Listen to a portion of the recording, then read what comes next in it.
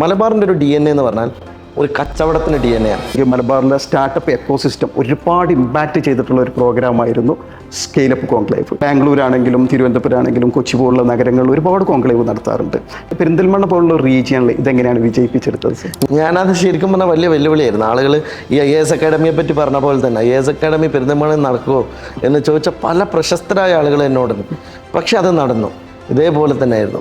നിങ്ങൾ ഹഡിൽ കണ്ട തിരുവനന്തപുരം ഹഡിൽ, അതെ അതെ. നിങ്ങൾ കൊച്ചിയിലെ വലിയ സമിറ്റുകളിൽ പങ്കെടുക്കുമ്പോൾ അവിടെ പോയി നോക്കിയാൽ നിങ്ങൾക്കറിയാം, അവിടെ ഏറ്റവും കൂടുതൽ പങ്കാളിത്തം മലബാറിലെ കുട്ടികളാണ്, മലബാറിലെ യങ്സ്റ്റേഴ്സാണ്, മലബാറിലെ ഓൺട്രപ്രണേഴ്സാണ്. അപ്പോൾ നമുക്ക് വൈ നോട്ട് ബി, നമുക്ക് എന്തുകൊണ്ട് പറ്റൂല? അപ്പോൾ ഒരു 3 ടയർ സിറ്റിയിലേക്ക് ഇത് കൊണ്ടുവരണം. അങ്ങനെ പെരിന്തൽമണ്ണ ഒരു സ്പേസ് ഉണ്ടാക്കണം.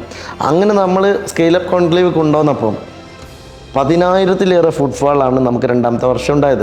ഇനിയിപ്പോൾ ഈ മാർച്ച് മാസം നടത്താൻ പോവാണ്. ഇപ്പോൾ കോൺക്ലേവിന് സ്കെയിലപ്പ് AI എന്നാണ് പേരിട്ടിരിക്കുന്നത്. നമുക്ക് നമ്മളെ കുട്ടികൾക്കകത്ത് പുതിയ പുതിയ ടൂൾസ് കൊണ്ടുവരട്ടെ, പുതിയ പുതിയ സാധനങ്ങൾ വരട്ടെ. മലബാറിൻ്റെ ഒരു DNA എന്ന് പറഞ്ഞാൽ ഒരു കച്ചവടത്തിന് DNA ആണ്. അത് നമ്മൾ പരമ്പരാഗതമായി വരുന്ന ഒരു സ്വഭാവമാണ്. അതെല്ലാ കമ്മ്യൂണിറ്റിയിലെ ആളുകളും കച്ചവടം ചെയ്യാൻ താല്പര്യമുള്ളവരാണ്. എല്ലാ പ്രൊഫഷണലിലുള്ള ആളുകൾ, ഇവിടെയൊക്കെ ഡോക്ടർമാർ ഒരുപാട് ആളുണ്ട്, ഡോക്ടർമാർ നല്ല ഓൺട്രപ്രണേഴ്സ് ഇവിടെ ഉണ്ട്. അപ്പോൾ അങ്ങനെ എല്ലാവരും കച്ചവടക്കാരെ തീരുന്ന ഒരു നാട്ടിൽ നിന്ന് മികച്ച ഓൺട്രപ്രണേഴ്സിനെ നമുക്ക് ഉണ്ടാക്കണം, മികച്ച ഐഡിയാസിനെ നമുക്ക് കൊണ്ടുവരണം. ആ ഐഡിയാസിനെ പുൾ ഔട്ട് ചെയ്യാൻ നമുക്ക് കഴിയണം.